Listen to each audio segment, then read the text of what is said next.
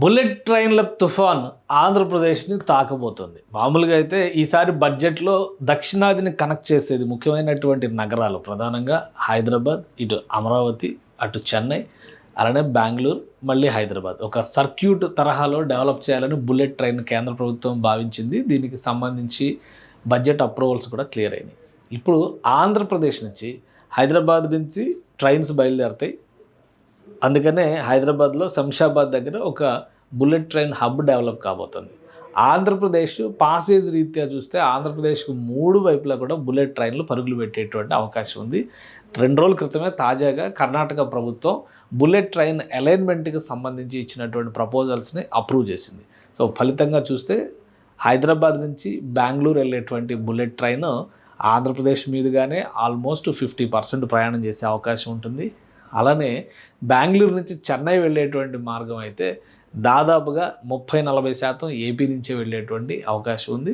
ఇక హైదరాబాద్ నుంచి చెన్నై వెళ్ళేటువంటి మార్గం అది కూడా దాదాపు 60-70% ఏపీ నుంచే ప్రయాణం చేసే అవకాశం ఉంది. సో దీని ఫలితంగా ఆంధ్రప్రదేశ్ ఒక బుల్లెట్ ట్రైన్స్ హబ్గా మారుతుంది అనేటువంటి అభిప్రాయం వచ్చేసింది. ఇక్కడ ఒకసారి మనం చూద్దాం. ఇది ఏ స్టేట్కి లేని ఒక అడ్వాంటేజ్. 3 ట్రాక్లు ప్రజెంట్ ఇచ్చినటువంటి అప్రూవల్లో ఉన్న 3 ట్రాక్లు. ఇది చాలా ముఖ్యమైనటువంటి విషయం. ఎందుకంటే హైదరాబాద్ నుంచి ఇట్లా చెన్నైకి వెళ్ళేటువంటి మార్గం, ఇలా బెంగళూరుకి వెళ్ళేటువంటి మార్గం, అలానే బెంగళూరు నుంచి ఇలా చెన్నైకి వెళ్ళేటువంటి మార్గం, ఈ మొత్తం ఈ ఏరియా అంతా కూడా ఆంధ్రప్రదేశ్ని కవర్ చేస్తుంది. రేపు కలకత్తా టు చెన్నై రూట్ వచ్చిన తర్వాత ఇది ఆంధ్రప్రదేశ్ మొత్తం వైజాగ్ నుంచి అంతా కూడా కవర్ చేసేటువంటి అవకాశం ఉంటుంది. సో ప్రజెంట్ దీని గురించి మనం ఎందుకు చెప్పుకోవాల్సి వచ్చిందంటే హై స్పీడ్ బుల్లెట్ ట్రైన్స్కి సంబంధించి కేంద్ర ప్రభుత్వం ఒక స్పెషల్ కార్పొరేషన్ ఏర్పాటు చేసింది. ఈ కార్పొరేషన్ పెద్ద ఎత్తున నిర్మాణ ప్రణాళికని గుజరాత్లో అంటే అహ్మదాబాద్ నుంచి ముంబై కనెక్ట్ చేసేటువంటి రైల్వే ట్రాక్ని 2027లో ఈ హై స్పీడ్ రైల్ ట్రాక్ను ఓపెన్ చేయాలని భావిస్తుంది. ఈలోగా గ్రౌండ్ వర్క్ చేసి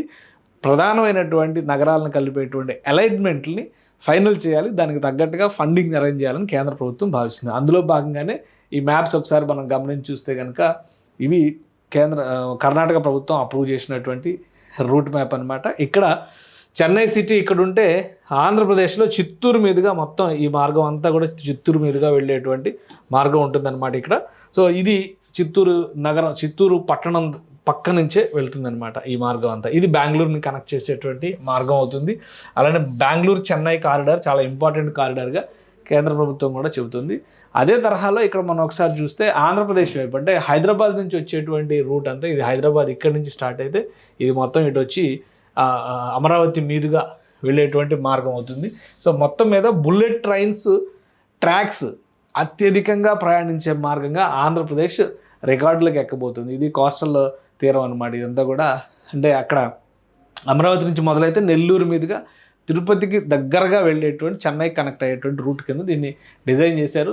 సో ఈ మొత్తం రెడీ అయితే కనుక Andhra Pradesh hub of bullet trains కింద మారుతుంది.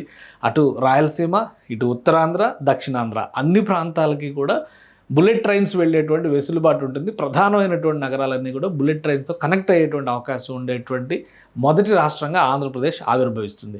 సో ఏపీ ప్రభుత్వం ఆల్రెడీ ప్రపోజల్స్ వచ్చిన తర్వాత ల్యాండ్ ఎక్విజిషన్కి సంబంధించి అక్కడ ఉండేటువంటి ల్యాండ్ అవైలబిలిటీస్ పైన అధ్యయనం చేయడం మొదలుపెట్టింది. ఇప్పుడు కర్ణాటక ప్రభుత్వం కూడా అలైన్మెంట్ని ఫైనల్ చేసినటువంటి నేపథ్యంలో 3 వైపులా ఆంధ్రప్రదేశ్లో బుల్లెట్ ట్రైన్ల నిర్మాణానికి కావాల్సినటువంటి భూ సమీకరణ లేదా భూ సేకరణ ప్రక్రియని ఏపీ ప్రభుత్వం చేపట్టేటువంటి అవకాశం ఉంది. ఈ ప్రాజెక్ట్ని 2026 ఎండింగ్లో లేదా 2027 ప్రారంభంలో భూమి పూజ పనులు, ఎందుకంటే ప్రీ ప్రొడక్షన్ వర్క్స్ అంటాం కదా, అలాంటి పనులు చాలా ప్రొసీజరల్ వర్క్స్ ఉంటాయి. ఇవన్నీ కంప్లీట్ చేసుకొని దాదాపు 7-8 నెలల కాలంలో అన్ని ప్రాసెస్లు కంప్లీట్ చేస్తే 2027 ప్రారంభంలో బహుశా ఈ ట్రాక్స్కి ఒకసారి భూమి పూజ చేస్తే ఎక్కడికక్కడ అలైన్మెంట్స్కి తగ్గట్టుగా కాంట్రాక్టులు కేటాయిస్తారు. దాని ప్రకారం పనిచేస్తూ వెళ్తారు. దానికి ఉదాహరణ ఏంటంటే ఇక్కడ మనం చూస్తే కనుక అటు గుజరాత్లో ఇటు మహారాష్ట్రలో ఈ 2 ప్రాంతాల్లో కూడా ఎక్కడికక్కడ ఏ స్టేషన్కి ఆ స్టేషన్స్ కాంట్రాక్టులు ఇచ్చి పనులు జరుగుతున్నాయి. అలా చేస్తేనే వేగంగా నిర్మాణ ప్రక్రియ పూర్తవుతుంది. సో దాదాపు 2032కి బుల్లెట్ ట్రైన్ని దేశంలో వివిధ ప్రధాన నగరాలను కనెక్ట్ చేసే విధంగా రెడీ చేయాలని కేంద్ర ప్రభుత్వం భావిస్తుంది. ఇక్కడ గుజరాత్ అహ్మదాబాద్ నుంచి ముంబైకి ట్రాక్ కంప్లీట్ అయితే ముంబై నుంచి పూణేకి, పూణే టు హైదరాబాద్ నుంచి సౌత్ బెల్ట్ అంటే హైదరాబాద్ నుంచి అమరావతి మీదుగా చెన్నై, హైదరాబాద్ నుంచి బెంగళూరు, అలానే బెంగళూరు టు చెన్నై ఇవన్నీ కూడా రెడీ చేయాలని భావిస్తుంది. అలానే ఉత్తరాదిన పనులు కూడా చకచకా జరుగుతున్నాయి. ట్రాక్ ప్రణాళికలో భాగంగానే ట్రాక్ని డిజైన్ చేసింది కేంద్ర ప్రభుత్వం. ఎక్కడికక్కడ ఏ మార్గాలు కలపాలనేటువంటి విషయంలో ఇదంతా ఉత్తరాది ప్రణాళికకు సంబంధించిన అనమాట. దక్షిణాదిలో ఇదే కీ జంక్షన్ అవబోతుంది. అందుకనే ఆంధ్రప్రదేశ్ ఒక మేజర్ రోల్ పోషించబోతుంది ఈ high speed bullet train track సిస్టమ్స్లో. చూస్తే హైదరాబాద్ నుంచి వెళ్ళే మార్గంలో ఇటు దాచేపల్లి, అమరావతి, గుంటూరు, చీరాల, ఒంగోలు, కావలి, నెల్లూరు, గూడూరు, తిరుపతి ఎయిర్పోర్ట్ మీదుగా చెన్నై వైపు వెళ్ళేటువంటి అవకాశం ఉంటుంది. ఇటు రెండో ట్రాక్ బెంగళూరు హైదరాబాద్ ట్రాక్ చూస్తే కనుక కర్నూలు, డోను, గుత్తి, అనంతపూరు, అలానే దుడ్డెబండి, హిందూపురం మీదుగా బెంగళూరు వైపు వెళ్ళేటువంటి అవకాశం ఉంటుంది. మూడో corridor Mysore to Bengaluru propose చేస్తుంది. అది కూడా చెన్నై మీదుగా వెళ్తుంది కాబట్టి దాని మీద ఇంకొంచెం స్పష్టత రావాల్సినటువంటి అవసరం ఉంది. బట్ చిత్తూరు మీదుగా ఈ ట్రాక్ వెళ్తుంది. అది కూడా తిరుపతికి దగ్గరగా ఉండేటువంటి, తిరుపతికి ప్రయాణం చేయాలనుకునే వాళ్ళు చెన్నై నుంచి కానీ, బెంగళూరు నుంచి కానీ, హైదరాబాద్ నుంచి కానీ, అమరావతి నుంచి కానీ మోస్ట్లీ 40 minutes నుంచి 1 hour 10 minutesలో రీచ్ అయ్యే విధంగా ప్రణాళికల్ని రెడీ చేస్తున్నారు. So high speed bullet trains హబ్గా తెలంగాణలో హైదరాబాద్ మారితే high speed bullet train tracks ఉన్నటువంటి, అత్యధిక ట్రాక్స్ ఉన్నటువంటి రాష్ట్రంగా ఆంధ్రప్రదేశ్ మారబోతోంది భవిష్యత్తులో.